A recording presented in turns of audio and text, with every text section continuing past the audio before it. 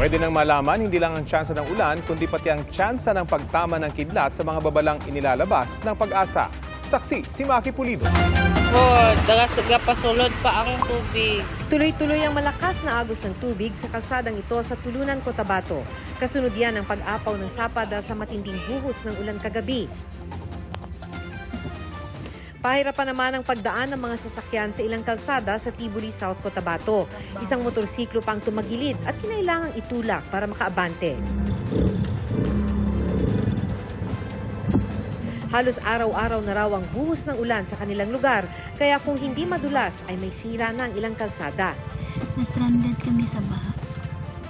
Ang ilang residente tumulong na rin sa pagtanggal ng mga nakahambalan sa daan at pagmamando sa mga dumaraang sasakyan.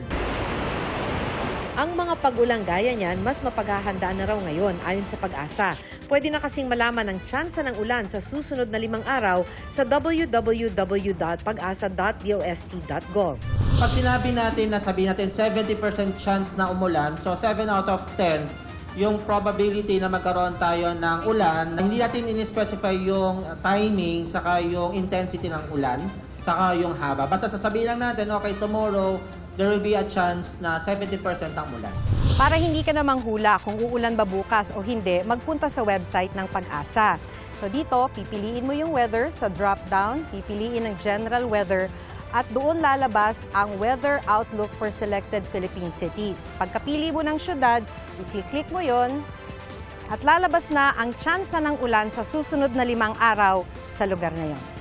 15 syudad pa lang sa bansa ang mapagpipilian, isusunod pa lang ang ibang lugar.